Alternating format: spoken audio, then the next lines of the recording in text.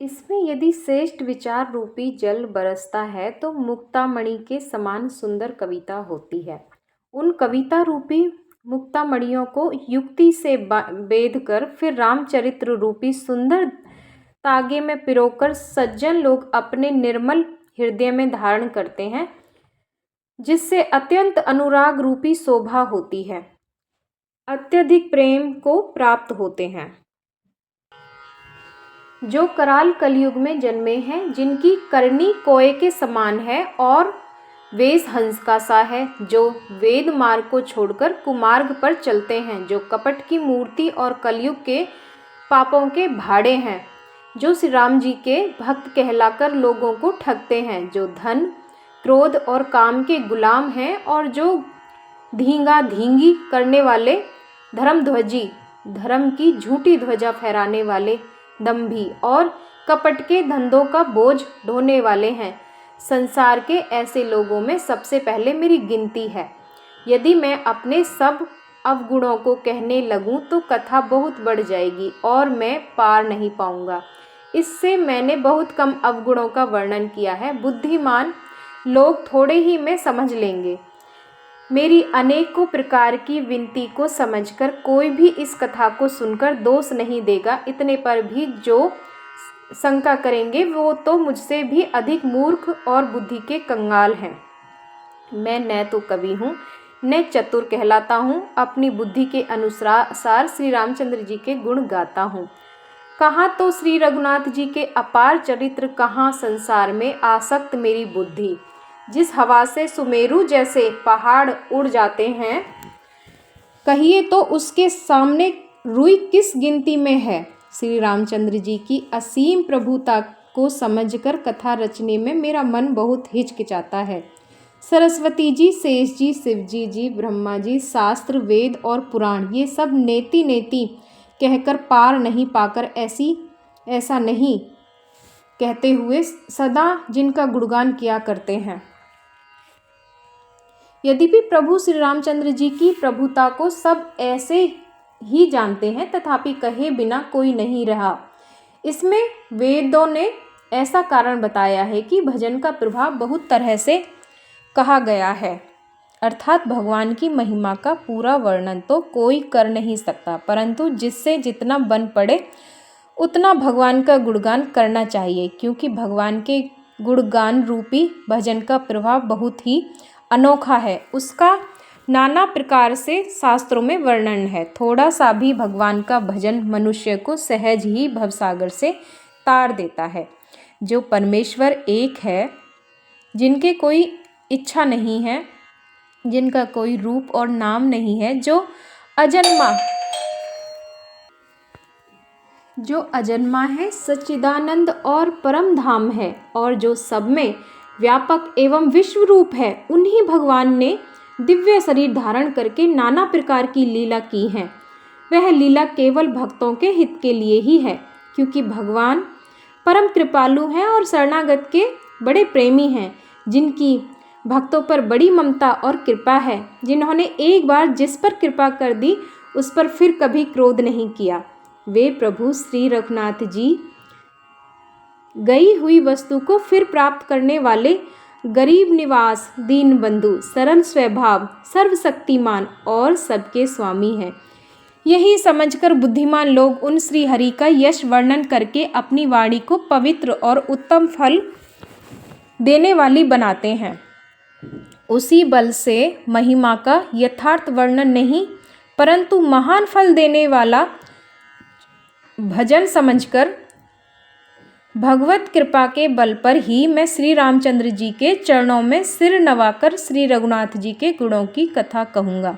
इसी विचार से वाल्मीकि, व्यास आदि मुनियों ने पहले हरि की कीर्ति गाई है। भाई, उसी मार्ग पर चलना मेरे लिए सुगम होगा। जो अत्यंत बड़ी श्रेष्ठ नदियाँ हैं, यदि राजा उन पर पुल बांध देता है तो अत्यंत छोटी चींटियाँ भी उन पर चढ़कर बिना ही परिश्रम के पार चली जाती हैं। इसी प्रकार मुनियों के वर्णन के सहारे मैं श्री रामचरित्र का वर्णन सहज ही कर सकूँगा। इस प्रकार मन को बल दिखलाकर मैं श्री रघुनाथ जी की सुहावनी कथा की रचना करूँगा। व्यास आदि जो अनेकों श्रेष्ठ कवि हो गए हैं, जिन्होंने बड़े आदर से श्री हरि का संयुक्त वर्णन किया है, मैं उन सब श्रेष्ठ कवियों के चरण कमलों में प्रणाम करता हूँ। वे मेरे सब मनोरथों को पूरा करें। कलयुग के भी उन कवियों को मैं प्रणाम करता हूँ जिन्होंने श्री रघुनाथ जी के गुण समूह का वर्णन किया है। जो बड़े बुद्धिमान प्राकृत कवि हैं, जिन्होंने भाषा में हरि चरित्रों का वर्णन किया है, जो ऐसे कवि पहले हो चुके हैं जो इस समय वर्तमान में हैं और जो आगे होंगे, उन सबको मैं सारा कपट त्याग कर प्रणाम करता हूँ। आप सब प्रसन्न होकर यह वरदान दीजिए कि साधु समाज में मेरी कविता का सम्मान हो, क्योंकि बुद्धिमान लोग जिस कविता का आदर नहीं करते, मूर्ख कवि ही उसकी रचना का व्यर्थ परिश्रम करते हैं। कीर्ति, कविता और संपत्ति वही उत्तम है जो गंगा जी की तरह सबका हित करने वाली हो। श्री रामचंद्र जी की कीर्ति तो बड़ी सुंदर है, सबका अनंत कल्याण करने वाली ही है, परंतु मेरी कविता भद्दी है, यह असमंजस्य है, अर्थात इन दोनों का मेल नहीं मिलता। इसी की मुझे चिंता है। परंतु हे कवियों, आपकी कृपा से यह बात भी मेरे लिए सुलभ हो सकती है। रेशम की सिलाई टाट पर भी सुहावनी लगती है। चतुर पुरुष उसी कविता का आदर करते हैं जो सरल हो और जिसमें निर्मल चरित्र का वर्णन हो, तथा जिससे सुनकर शत्रु भी स्वाभाविक वैर को भूलकर सराहना करने लगें। ऐसी कविता बिना निर्मल बुद्धि के होती नहीं, और मेरे बुद्धि का बल बहुत ही थोड़ा है, इसलिए बार बार निहोरा करता हूँ कि हे कवियों, आप कृपा करके जिससे मैं हरियस का वर्णन कर सकूं। कवि और पंडितगण आदि जो रामचरित्र रूपी मानस सरोवर के सुंदर हंस हैं, मुझ बालक की विनती सुनकर और सुंदर रुचि देखकर मुझ पर कृपा करें। मैं उन वाल्मीकि मुनि के चरण कमलों की वंदना करता हूँ जिन्होंने रामायण की रचना की है, जो खर राक्षस सहित होने पर भी कठोर से विपरीत बड़ी कोमल और सुंदर हैं, तथा जो दूषण राक्षस सहित होने पर भी दूषण अर्थात दोषों से रहित हैं। मैं चारों वेदों की वंदना करता हूँ जो संसार समुद्र के पार होने के लिए जहाज के समान है, तथा जिन्हें श्री रघुनाथ जी का निर्मल यश वर्णन करते सपने में भी खेद थकावट नहीं होती।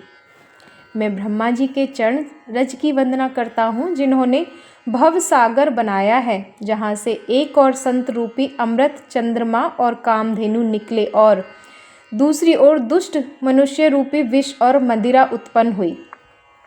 देवता, ब्राह्मण, पंडित, ग्रह, इन सबके चरणों की वंदना करके हाथ जोड़कर कहता हूँ कि आप प्रसन्न होकर मेरे सारे सुंदर मनोरथों को पूर्ण करें। फिर मैं सरस्वती जी और देव नदी गंगा जी की वंदना करता हूँ। दोनों पवित्र और मनोहर चरित्र वाली हैं। एक गंगा जी स्नान करने और जल पीने से पापों को हरती हैं, और दूसरी सरस्वती जी गुण और यश कहने और सुनने से अज्ञान का नाश कर देती हैं। श्री महेश और पार्वती जी को मैं प्रणाम करता हूँ, जो मेरे गुरु और माता पिता हैं, जो दीन बंधु और नित्य दान करने वाले हैं, जो सीतापति श्री रामचंद्र जी के सेवक, स्वामी और सखा हैं, तथा मुझे तुलसीदास का सब प्रकार से कपट रहित सच्चा हित करने वाले हैं। जिन शिव पार्वती ने कलयुग को देखकर जगत के हित के लिए साबर मंत्र समूह की रचना की, जिन मंत्रों के अक्षर विमेल हैं, जिनका न कोई ठीक अर्थ होता है और न जप ही होता है, तथापि श्री शिवजी के प्रताप से जिनका प्रभाव प्रत्यक्ष है, वे उमापति शिवजी मुझ पर प्रसन्न होकर श्री राम जी की इस कथा को आनंद और मंगल की मूल उत्पन्न करने वाली बनाएंगे। इस प्रकार पार्वती जी और शिवजी दोनों का स्मरण करके और उनका प्रसाद पाकर मैं चाव भरे चित्त से श्री रामचंद्र जी का वर्णन करता हूँ। मेरी कविता श्री शिवजी की कृपा से ऐसी सुशोभित होगी जैसी तारागणों के सहित चंद्रमा के साथ रात्रि शोभित होती है।